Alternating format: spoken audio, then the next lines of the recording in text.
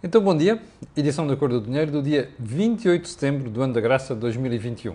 O meu nome é Camilo Lourenço e como temos uma agenda brutal para hoje, vamos tentar avançar com isto o mais depressa possível. Antes de irmos à edição de hoje, no entanto, quero fazer aqui alguns alertas. O primeiro, que nós hoje vamos fazer o Think Tank como é habitual e vai ser à terça-feira. Eu, o Jorge Marrão e o Joaquim Aguiar vamos analisar, imagina o quê? As eleições autárquicas e o que elas implicam. Já agora, está disponível também o dia D de ontem, feito pelo João Marcos de Almeida e pelo Rui Ramos. O Rui Ramos está ininterruptamente no programa há cerca de um mês. E, perdão, quero lembrar também, o terceiro disclosure, ou melhor, o disclosure do programa de hoje, como habitualmente, que este canal tem uma parceria com a Prozis e, portanto, quando você fizer compras no site, se utilizar o cupom CAMILO na saída, tem um desconto de 10%, fora as promoções semanais também. Bem, agora sim vamos ao programa de hoje. Só mais um pormenor. No dia 1 de outubro, vamos ter um webinar sobre a questão do custo de um emprego na empresa. E aqui o ponto central nem vai ser apenas quanto é que aquilo representa, mas como é que as empresas podem encarar isso e diminuir, ou melhor, usar formas de diminuir esse custo à própria empresa, beneficiando o trabalhador. Vai ser no dia 1 de outubro, hei de colocar também aqui um teaser a seu devido tempo. Bom, agora sim vamos à agenda de hoje e eu gostava de começar a edição de hoje porque nós não temos ouvido falar do PAN quase para nada, depois das eleições autárquicas, e eu tenho aqui uma agenda, um desafio para o PAN, já que o PAN está tão preocupado com questões sobre animais e isso tudo, é que a Coreia do Sul está a pensar autorizar o uso de carne de cão, ouviu bem, o uso de carne de cão na gastronomia, na comida. Portanto, se calhar é uma boa oportunidade para os meninos do PAN irem fazer uma manif à porta da Embaixada da Coreia do Sul. Não é? Já agora, porque como inventam tantas causas à volta do animal, dos animais têm aqui uma belíssima causa para mostrarem aquilo que valem. Ok? Segundo ponto, isto não tem nada a ver com proteção dos animais. Eu tenho animais e gosto muito de animais, sempre toda a minha vida tive animais. Mas sou caçador, ok, malta do PAN? Sou caçador. E como aquilo que mato. Bom, ponto seguinte. Digo eu até que, enfim, uma análise decente sobre um dos maiores problemas da educação. Então quero ver porquê. Às vezes andamos aqui com grandes estudos, com grandes tretas sobre a educação e depois esquecemos de uma coisa fundamental. É que às vezes os problemas estão ali à mão de semear. E a solução para os problemas também. Quer ver? Eu peguei no público de hoje e aqui em baixo, eu sei que está ao contrário, é que eu aqui não fotografei ainda, mas o que é que diz aqui em baixo? Aqui neste artigo aqui, ao lado da publicidade. Diz assim: é no 6º ano que os alunos pobres mais se afastam dos restantes. Novos dados revelam como a pandemia afetou mais alunos de contextos sociais e económicos, contextos socioeconómicos mais desfavorecidos. Bom, de facto, quando nós falamos com educadores e com as pessoas, percebemos que isto é uma grande verdade. Ora, diga-me só uma coisa. Qual é a dificuldade do Ministério daquele rapaz que gosta muito de fazer floreados eleitoralistas? Qual é a dificuldade do Ministério colocar a atenção aqui? Então, se o problema está no 6º ano, já está identificado, certo? Segundo ponto, não é um problema geral. A gênese está aqui. O que é que se faz quando nós identificamos um problema? E quando percebemos onde está a gênese? Vamos atacar essa gênese, certo? Errado. O senhor Ministro continua preocupado com tretas, o chamado bullshit, não é? E enquanto isso, a educação vai derrapando. Bom, vamos continuar para bingo. No ponto seguinte, aqui no período de ordem do dia, ontem soubemos que o senhor Ministro da Economia, ou melhor, o Ministério da Economia, tutelado pelo Dr. Pedro Cisa Vieira, vai abrir mais uma linha de apoios de 15 mil milhões de euros para o turismo. já fez um exercício? Já foi ver a linhas de crédito abertas, a linhas de crédito e outros apoios na área do turismo? Olha, por exemplo, a última linha de crédito foi utilizada em 1/3. Vá-se lá saber porque é certo. Bem, agora cria-se mais este apoio de 15 mil milhões de euros. Está a ver como é que se vai distraindo a malta? É assim. Isto não faz sentido nenhum, pois não. Tem de haver uma estratégia global e, sobretudo, tem de haver uma coisa fundamental, que o Sr. Ministro das Finanças, o João Mãos de Tesoura, também conhecido como João Leão, como você sabe, desbloqueie verbas e acabe com a pancada das cativações para se poder gastar dinheiro onde ele faz falta. Não é andarem a fazer anúncios contínuos, estilo publicidade non-stop, não é? Há coisas magníficas que o Governo faz e depois não tem aplicação, ou tem uma aplicação limitada no terreno. E enquanto isso, as empresas vão deslizando pelo cano de esgoto abaixo. É isso, não é?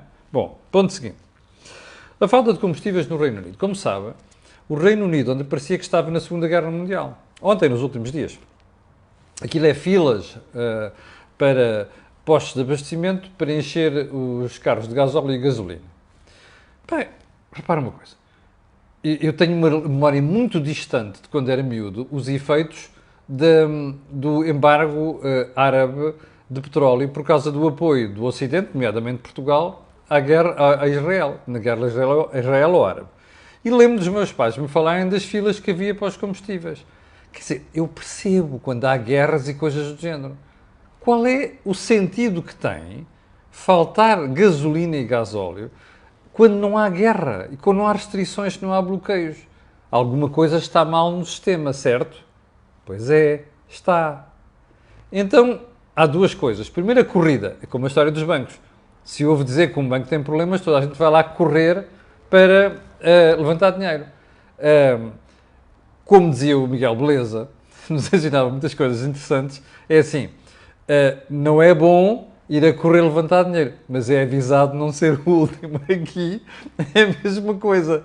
Primeiro, a corrida exacerbou o problema dos combustíveis. Mas o problema dos combustíveis, lá está, a questão das genes é outra. Olha, eu vou-lhe mostrar aqui uma imagem que anda a percorrer as redes sociais e que não podia estar mais certa, ok? Então, essa imagem é esta. É um autocarro parado e diz assim: "We have no fuel for this bus, but that's because we have no driver either." Sabe qual é o problema? Havia um monte de condutores de caminhões que faziam transporte de combustível no Reino Unido que não eram dali, eram do resto da Europa. O que é que aconteceu? Alguém fez um Brexit e esqueceu-se que não tinha drivers para estas coisas, está a ver? Esta gentalha que governa os países hoje em dia. Só um pormenor. Imigração. Faites la liaison. Está a ver? Drivers, não eram de lá. Piraram-se de lá. Agora alguém acordou no reino daquela malucagem, que ultimamente nem parece o Reino Unido, não é? E descobriu assim: porra, faltam-nos camionistas. Onde é que eles estão? Piraram-se, não é? Porque nós saímos da União Europeia e alguém esqueceu do pormenor dos vistos. Está a ver como é que se faz política hoje em dia? E antigamente nós tínhamos admiração pela Inglaterra, agora é esta porcaria que a gente vê. Enfim, depois desta piadinha, vamos lá então aos assuntos principais de hoje. Então vamos lá começar novamente pelo rescaldo, pelo days after das eleições autárquicas. Primeiro ponto. António Costa está fulo. Está piurso, como se diz no Brasil, está puto da vida. Primeiro, teve uma surpresa desagradável. Chumbou no exame. Não. A derrota não é pessoal e intransmissível. A derrota é do padrinho também. E ele é muito responsável por ela. E ele percebeu isso. A coisa que mais chateia um dirigente político, nomeadamente o primeiro-ministro, é dizer assim: eu estou a fazer maravilhas pelo meu povo, mas o meu povo não me entende, não é? É sempre a mesma coisa. Eu vou recomendar a quem vê isto, que costuma às vezes passar estes vídeos do António Costa, que eu sei que passa, uma coisa. Olha, vá ler o Dom João de Castro, vá ler o Padre António Vieira. Pode ser que um bocadinho de humildade lhes caiam no goto e percebam onde está o problema, ok? Dói, não dói, ir o dói-te. Primeiro ponto. Segundo ponto. que se quiser continuar a negação, continue. Isto é um recado para o Primeiro-Ministro. Mas eu acho que o recado do povo foi tão interessante que valia a pena o Primeiro-Ministro ouvir isto. Bem, ele está full? Está. Azar, não estava a contar com uma perda, pois não. Segundo ponto, acha que está a fazer maravilhas e achou que andando a prometer milhões de maternidades e insultar empresas dava direito a ser levado em ombros, não é? Como tem sido levado pela imensa mole de socialistas que não usam a cabeça nos últimos anos. Tramou-se. Conselho. Antes de estar a fazer este tipo de negação e antes de ficar full e começar a chamar nomes ao pessoal, já agora, você recorda-se que aqui há uma semana e meia eu lhe disse, salvo ver numa quinta-feira, acho que foi na quinta-feira, não sexta-feira, vá lá ver, que havia uma grande preocupação no gabinete do Primeiro-Ministro quanto às eleições. Lembra-se disso ou não? Campanha eleitoral. Aquele desassossego que se verificava no governo e no ciclo próximo de António Costa queria dizer alguma coisa. Está a perceber? É que eles tiveram indicação de que alguma coisa estava a correr mal. Bom, já era tarde. E agora, é bom que acordem. Onde é que isto nos leva? À pergunta, vai haver remodelação? Eu recordo que foi uma das questões que eu mais coloquei aos meus convidados no domingo à noite, na edição especial que nós fizemos. Aliás, quero agradecer aos espectadores, algumas audiências brutais, uma interação brutal também, muitíssimo bom, só temos que agradecer a Vossas Excelências, mas recordo, fiz esta pergunta várias vezes, não tive uma resposta conclusiva, mas eu este momento não tenho a mais pequena dúvida. Vai haver remodelação. Quais são as questões que estão em aberto? Primeiro, qual é o nível dessa remodelação? Ou seja, vai atingir quem? Vai ser secretário de Estado? Vai ser ministros? Quais são os ministros? São ministros de peso? Já agora. E já agora, com essa remodelação, primeiro ponto, quem é que está disposto? Porque há sempre malucos para irem para o governo, não é? Como se costuma dizer, numa gaiola de macacos, há sempre macacos a ocuparem uns galhos. A questão é saber quem são os macacos, não é? Aqui é a mesma coisa. É preciso perceber qual é a qualidade de quem está disposto a entrar. Porque este foi o erro de António Costa. António Costa foi tão avisado para isto antes das eleições, que é assim, quando você não faz uma remodelação antes das eleições e as coisas correm mal nas eleições, como aconteceu agora, você tem um problema. Primeiro, o pessoal vai pensar, olha, o gajo foi impulsionado, foi obrigado a fazer. Segundo ponto, como nós já estamos numa fase complicada do ciclo político, a questão é esta. Será que há gente de qualidade que quer entrar para o governo depois de uma derrota e depois de perceber que o fim do ciclo já não está tão longe quanto isso? Pior, perceber que, espera aí, será que vale a pena dar o salto agora? Não vou ficar associado a uma derrota depois em 2023, que é o que se pode perspectivar se as coisas não correrem bem. Portanto, são estes dilemas que António Costa tem. O segundo dilema é, quando é que isto vai ocorrer? Bom, são as respostas que ainda não... Aliás, são as perguntas para as quais não temos resposta. Mas uma coisa é certa. Isto vai ocorrer, não tenha a mais pequena dúvida. Bom, terceiro ponto. A prova de que António Costa está muito chateado é que me tinha escapado um pormenor de uma boca que ele mandou na domingo à noite. Porque a certa altura, questionado, não sei das quantas, ele disse, bom, não sei se vem um novo político, parece que o Presidente está interessado. Deu assim a entender, está interessado numa nova solução política.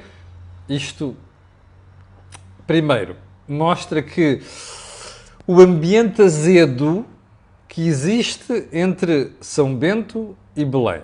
Primeiro ponto. Segundo ponto, mostra que António Costa, que normalmente é muito fleumático, quando se enfurece e quando se chateia e quando o contrariam, perde as estribeiras. E perde as estribeiras muitas vezes não é com ar zangado, é com aquele sorriso cínico que ele tem. E muitas vezes esse sorriso cínico tenta disfarçar aquilo que é o azedume que lhe vai na alma. Ora bem, este comentário não deixa margem para dúvidas. António Costa acusou o toque do novo posicionamento do Sr. Presidente da República, que anda há várias semanas e meses a dar a entender que não faz mais porque o país não tem uma alternativa e essa alternativa não aparece. Bom, se você estiver atento à imprensa, hoje, por exemplo, o Público, eu já tive cuidado de ler isto em detalhe, o Público faz uma análise sobre o que é que São Bento pensa.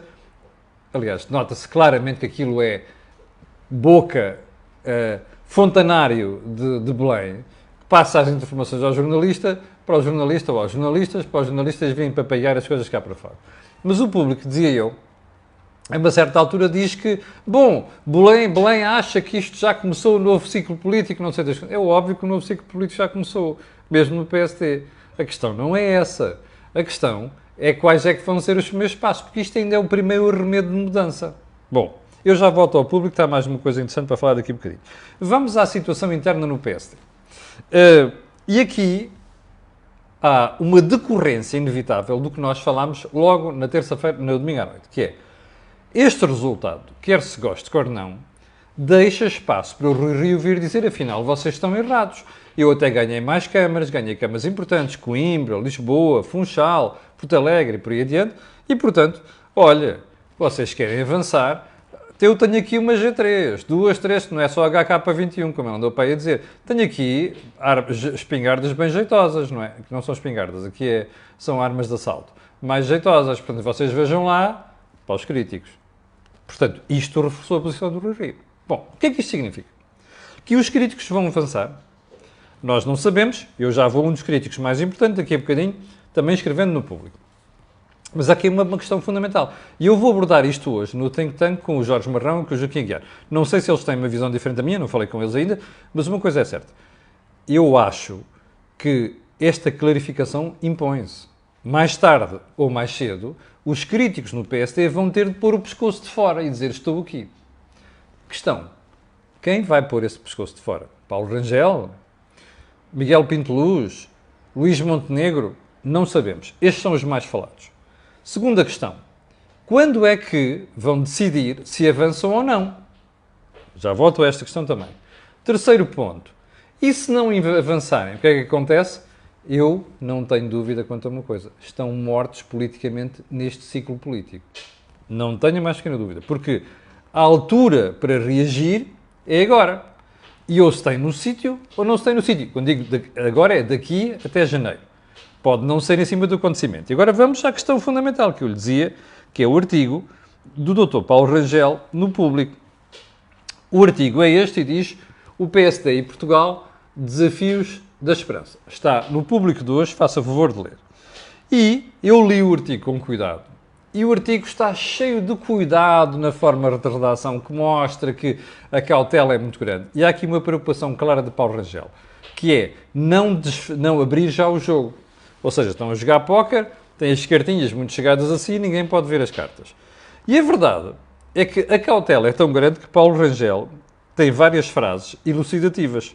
Olha, como bem disse o líder do PSD, entre aspas, reparem, ele está a remeter isto para Rui Rio. Estamos ainda no perímetro do ciclo autárquico. A seu tempo virá o ciclo eleitoral normal do PSD e aí sim, cada militante será chamado a assumir as suas responsabilidades. O que é que isto quer dizer em português corrente? Ó pessoal, segurem os cavalitos. Não é a altura para falarmos disto neste momento. E não é a altura porque houve autárquicas e este é o momento das autárquicas, mas a seu tempo iremos falar do resto. Do resto, subentende-se, aquilo que pode acontecer com o PSD e com as suas lideranças e a forma de abordar as próximas eleições, as legislativas. Bom, isto é um compasso de espera. Isto quer dizer o quê? Que esta malta se acojonou, como dizem os espanhóis, e não vai avançar? Não. Quer dizer que precisam de tempo para pensar no que está a acontecer.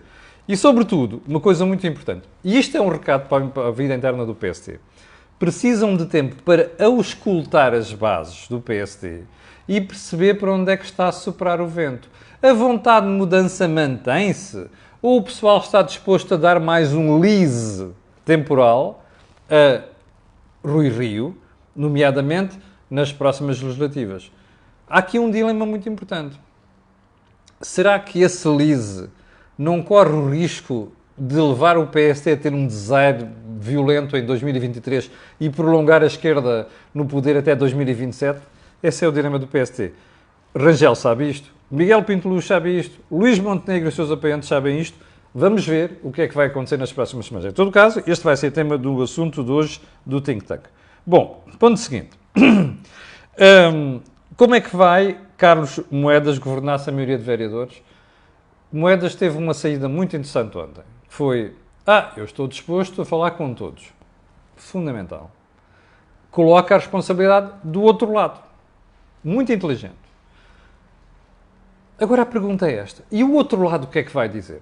Bom, há uma pessoa que está ressabiadíssima, ao nível do senhor Primeiro-Ministro, António Costa. Chama-se Catarina Martins.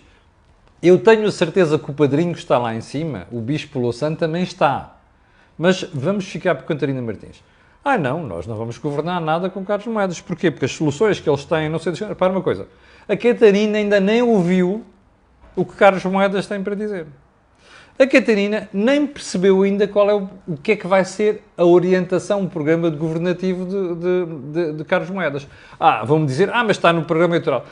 Bullshit, esqueça lá o programa eleitoral. O programa eleitoral é uma coisa que as pessoas mandam para o ar e depois nunca cumprem metade daquelas porcarias. Não venham com essa história. Isto mostra o quê?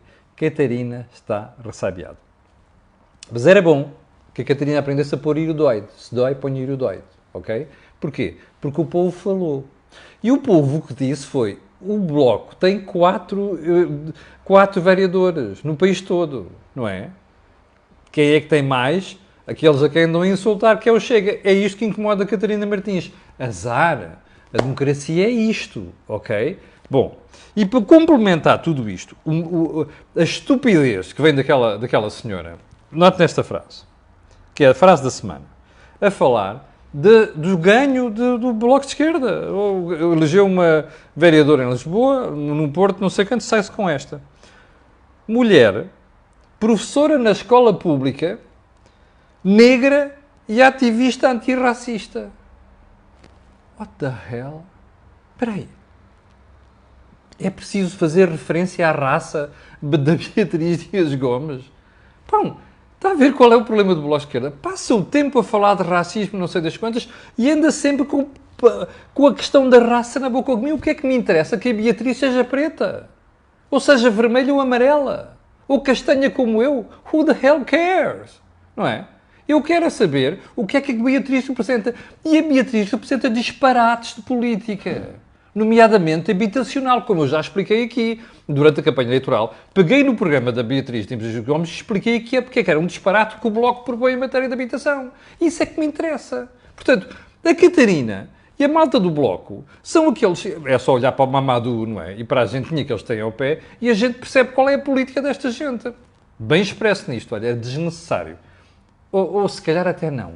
Porque nos mostrou realmente qual é a dimensão do Bloco. Como que a confirmar, se precisássemos de alguma confirmação.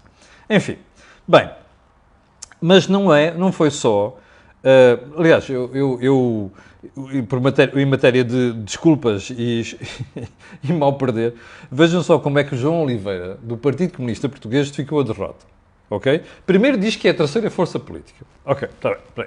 Quer dizer, é a terceira força política em certos sítios. Noutros, o PCP foi comido pelo Chega. Inclusive no seu próprio terreno, fantástico, que é o Alentejo. Bom, agora vejam só. Qual é a desculpa para a derrota do PCP? É a pandemia e a campanha anticomunista. Espera aí, a pandemia? Mas a pandemia afetou todos os partidos. Inclusive o partido que ganhou as eleições em Lisboa.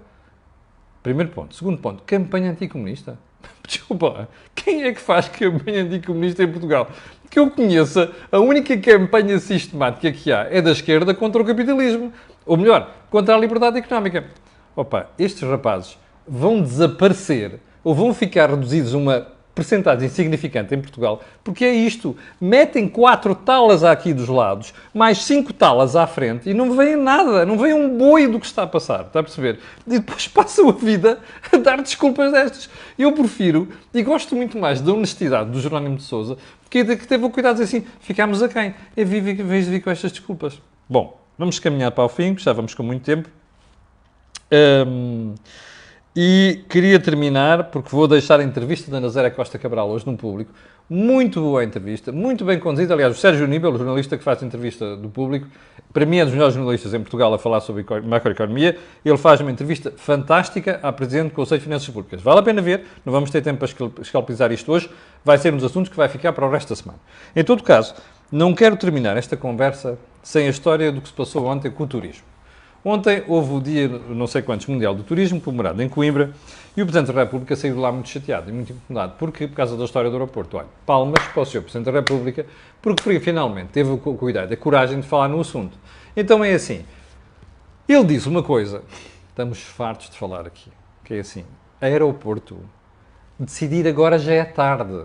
Aeroportos não se fazem em 3 ou 4 anos.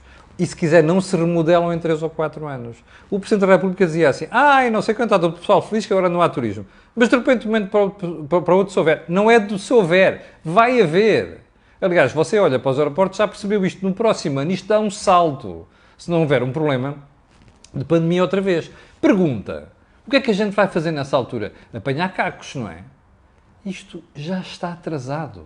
Esta discussão de hoje é aqui, amanhã é ali, devia ser ali, podia ser acolá, que dá jeito este partido e aquele maluco ou aquele macaco. Precisa perceber? Não faz sentido. Isto parece, às vezes, uma aldeia de macacos a discutirem estas coisas. Se calhar eles ainda têm mais organização do que nós. Isto está atrasado. Turismo, aeroporto, é para ontem. E o Sr. Presidente da República tem toda a razão naquilo que disse ontem. Bom, vou deixar os outros temas para outros dias da semana. Quero agradecer às 7.800 pessoas que estavam em direto há bocadinho. Quero pedir a estas pessoas e outras que vão ver aquilo que peço sempre, que é colocarem um gosto e fazerem partilha nas redes sociais. Já sabe porquê. Aquilo que houve aqui, não houve em mais sítio nenhum. Não se esqueça, 18 horas, eu, Jorge Marrão e Joaquim, vamos analisar no Think Tank a situação política nacional, tendo em conta aquilo que aconteceu com as autárquicas. Então até logo e eu e você, até amanhã às 8 da manhã. Com licença.